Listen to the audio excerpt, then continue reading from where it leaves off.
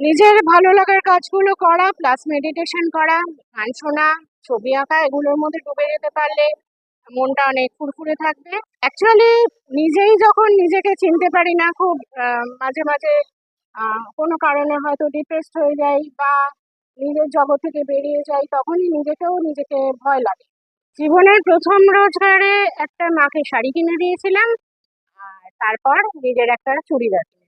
আমরা রোজই প্রেমে পড়ি, তবে মানুষের থেকেও বেশি নেচারের রঙের ক্যানভাসে তুলি। সাংসারিক জীবনে কখনো কখনো প্রয়োজনে করতে হয়েছে, কিন্তু কাজের ক্ষেত্রে কোনোভাবেই নয়।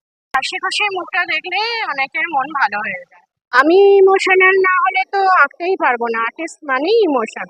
প্রথমে হাইটটা চেঞ্জ করতাম, আর দ্বিতীয়ত মানে একটু ইমোশনাল হয়ে গেলেই আমি কেঁদে ফেলি।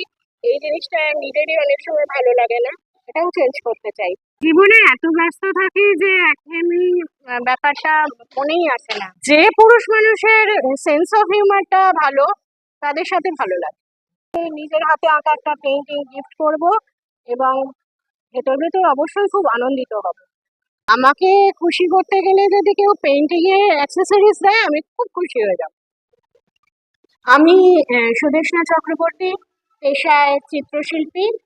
অবসর সময় বই পড়ি, গান শুনতে খুবই ভালোবাসি, আর ছবি আঁকার মধ্যেই ডুবে থাকি বেশিরভাগ সময়। আমার চিত্র প্রদর্শনী একাডেমি অফ ফাইন আর্টস থেকে শুরু করে গগনেন্দ্র চিত্র প্রদর্শনশালা আর অনেক বেসরকারি গ্যালারিতেও হয়ে থাকে।